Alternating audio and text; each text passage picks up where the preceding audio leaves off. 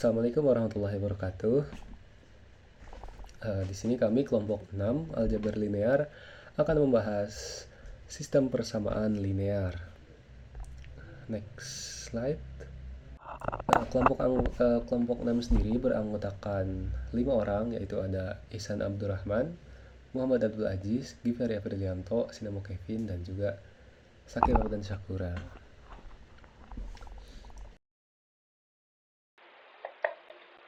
Boleh lanjut. Untuk pendahuluan mungkin saya akan jelaskan apa itu sistem persamaan linear secara singkat. Sistem persamaan linear yaitu kumpulan persamaan yang perubahannya hanya berupa perkalian konstanta dengan variabel pangkat 1 yang berarti tanpa eksponensial, trigonometri seperti sin cos dan tan, ataupun pangkat yang lebih dari 1. Contoh dari SPL sendiri yaitu X ditambah 2Y sama dengan 5000 dan juga 3X ditambah Y sama dengan 10.000. Boleh di next. Di sini juga ada dalam penyelesaian SPL sendiri, di sini ada dua cara, yaitu substitusi atau eliminasi dan juga metode matriks. Di sini saya akan menjelaskan perbedaan dari dua proses tersebut. Dari aspek pendekatan tersendiri, metode substitusi atau eliminasi dilakukan dengan memanipulasi aljabar secara langsung, yang berarti mengeliminasi atau substitusi variabel. Akan tetapi, pada metode matriks, penyelesaian dilakukan dengan metode matriks seperti inverse ataupun aturan Cramer. Ada juga aspek kompleksitas. Pada metode substitusi, kompleksitasnya lebih sederhana untuk sistem persamaan kecil. Akan tetapi, pada metode matriks, lebih efektif untuk sistem persamaan yang besar, yang berarti dengan banyak variabel. Pada aspek langkah penyelesaian tersendiri, di metode substitusi, melibatkan penurunan persamaan satu persatu sehingga menemukan nilai variabelnya. Akan tetapi di metode matriks, langkah-langkahnya itu melibatkan bentuk AX sama dengan B kali A kali X, yang sama dengan B. Inverse metrik dan juga determinan. Dan juga ada di aspek penggunaan teknologi. Pada aspek penggunaan teknologi metode substitusi, kurang cocok untuk populasi numerik skala besar. Akan tetapi pada metode matriks, lebih cocok digunakan dengan bantuan software seperti MATLAB atau kalkulator matriks. Boleh di next. Lalu di sini juga ada beberapa kelebihan dari metode matriks. Yang pertama itu efisien untuk sistem besar. Yang berarti metode matriks itu lebih cepat dan terstruktur untuk menyelesaikan sistem persamaan yang melibatkan banyak variabel. Yang kedua ada juga konsisten dengan perangkat lunak, yaitu mudah diimplementasikan menggunakan perangkat lunak komputasi seperti MATLAB, Python, ataupun Octave.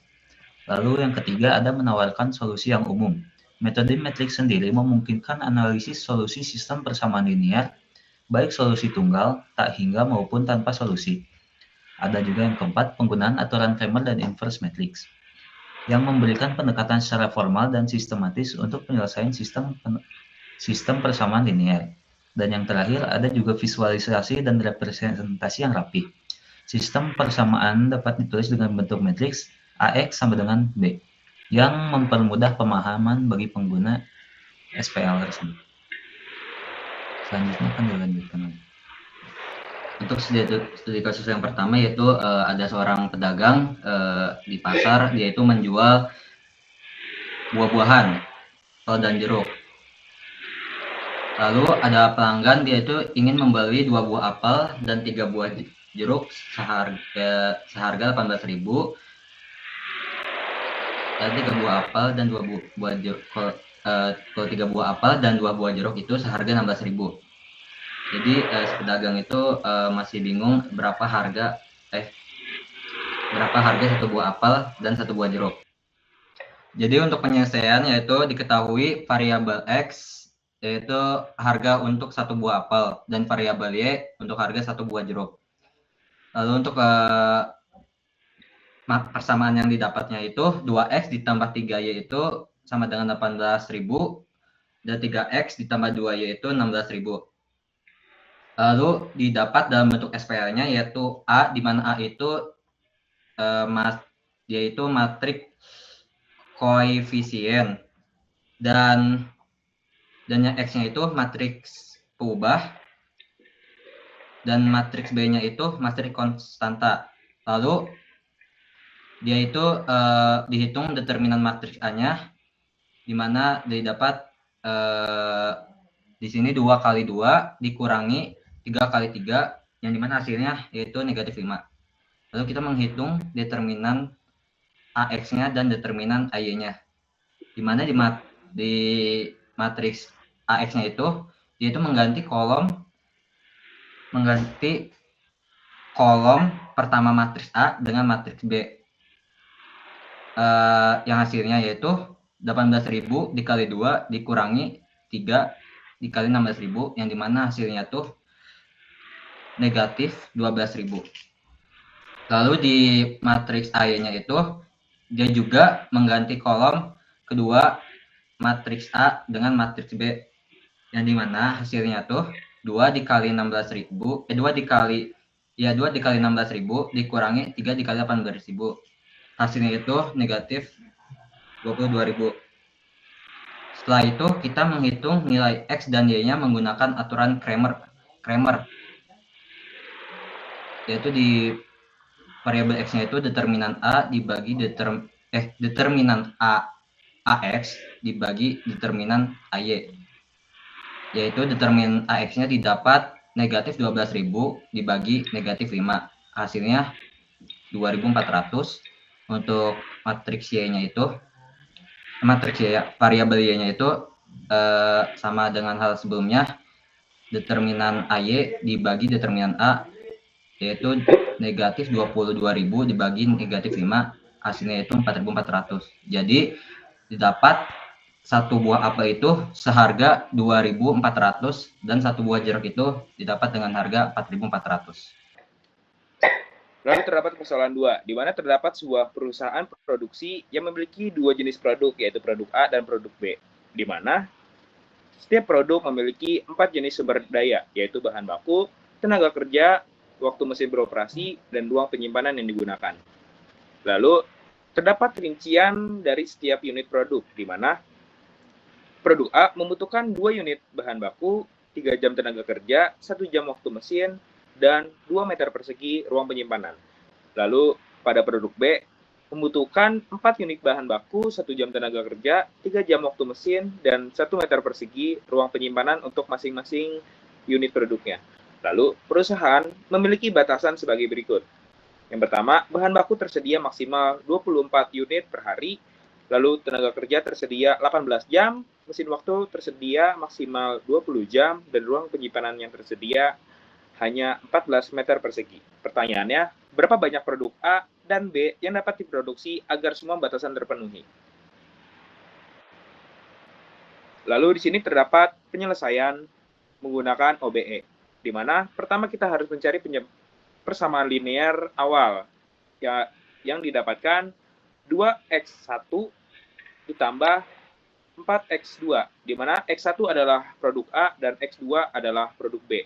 Dengan rincian sebagai berikut, didapatkan bentuk matriks yaitu 2, 4, 24, 31, 18, 1, 3, 20, 21, 14. Lalu di sini kita melakukan tahapan OBE, di mana tahapan 1 yaitu baris pertama dibagi dengan 2, lalu tahap 2 seperti yang telah tercantumkan yaitu baris 2 dikurangi 3 dan dikali baris 1, baris 3 dikurangi 1 lalu dikali baris 1, baris 4 dikurangi 2 lalu dikali dengan baris 1. Selanjutnya. Lalu pada tahap selanjutnya yaitu baris 2 dibagi dengan negatif 5 akan mendapatkan hasil sebagai berikut. Lalu pada tahap 4 yaitu baris 1 dikurangi 2 dan dikali dengan baris 2, baris 3 dikurangi 1 dan dikali dengan baris 2, baris 4 ditambah 3 dan dikali dengan baris 2, dan mendapatkan hasil sebagai berikut.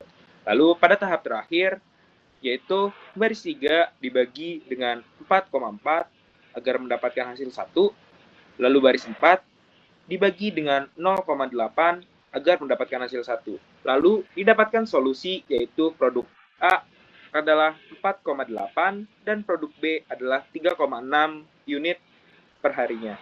Yang dapat kita bulatkan ke bawah menjadi produk A yaitu 4 dan produk B adalah 3. Selanjutnya kita akan mencoba pemanfaatan SPL di bidang teknologi. Jadi misalkan saja kita punya sebuah perusahaan yang bernama Dataku. Dataku ini merupakan perusahaan yang bergerak di bidang layanan server seperti AWS atau Google Cloud dan sebagainya. Nah, perusahaan kayak gini tuh seringkali mendapatkan tantangan seperti penggunaan server yang tidak optimal, alokasi sumber daya yang besar, dan biaya operasional. Nah, untuk mengatasi tantangan itu, perusahaan itu harus mengefisienkan penggunaan server, lalu mengoptimalkan sumber daya. Nah, untuk mencapai kedua hal ini, perusahaan itu membutuhkan data dari penggunaan waktu server, karena seperti yang kita tahu bahwa server itu tidak hanya menangani satu tugas dalam satu waktu, tapi bisa banyak tugas dalam satu waktu bersamaan. Maka untuk mencari rata-rata kontribusi server kepada setiap tugasnya, kita bisa mencari menggunakan SPL. Sebagai contoh aja ini sederhana, kita mempunyai 4 buah server yang masing-masing server ini bisa menyimpan data, memproses video, pengelolaan basis data, dan komputasi AI.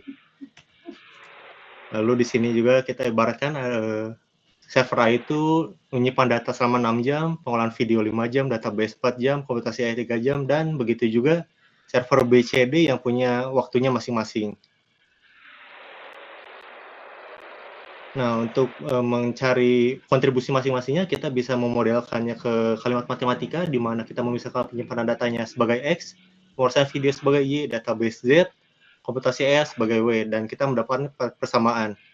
Karena kita memiliki persamaan, akan sangat sulit jika kita menggunakan metode eliminasi atau substitusi, maka kita akan menggunakan metode matriks. Nah, di sini kita konversikan kalimat matematika tadi ke dalam bentuk matriks dan didapatkan hasil seperti ini. Lalu di sini kita akan mencoba menggunakan cara inverse, di mana metode inverse ini berangkat dari rumus A X sama dengan B, dan kita karena membutuhkan X-nya, maka A-nya akan dipindah ke ruas kanan. Namun karena tidak ada pembagian dalam matriks, kita sebagai gantinya, kita melakukan inverse. Lalu pada metode matriks ini juga terdapat syarat, di mana determinannya tidak boleh sama dengan 0. Mungkin teman-teman juga sudah tahu bahwa bagaimana cara menghitung determinan, maka saya langsung mendapatkan hasilnya, yaitu determinan dari A itu adalah 63. Dan karena 63 ini tidak sama dengan 0, maka itu memenuhi syarat di mana determinan tidak sama dengan 0. Lalu di sini kita juga akan menginverskan karena kita tahu determinannya memenuhi syarat. Dan karena inverse juga mungkin sudah dibahas sebelumnya, ini langsung pada hasilnya, di mana hasilnya adalah A inverse itu ada pada matriks ini. Karena sudah didapatkan, maka kita tinggal kalikan sesuai rumus, di mana X sama dengan A inverse dikali B. Dan setelah perkalian seperti biasa, maka kita mendapatkan hasil 111. Nah, hasil 111 ini menunjukkan bahwa kontribusi setiap server ini sudah rata, jadi menunjukkan bahwa sistem saat ini berjalan secara optimal tanpa ada hambatan yang besar. Alasan mengapa kita menggunakan SPL, karena SPL dianggap lebih praktis dan lebih efisien untuk permasalahan yang memiliki variabel banyak. Karena dengan metode substitusi melibatkan banyak perhitungan antara persamaan yang dapat menjadi sangat kompleks dan memakan banyak waktu. Lalu dengan metode eliminasi yang dilakukan secara manual memerlukan pengurangan persamaan yang berulang-berulang kali yang semakin rumit dengan banyaknya variabel. Mungkin cukup sekian dari kelompok kami. Terima kasih. Wassalamualaikum warahmatullahi wabarakatuh.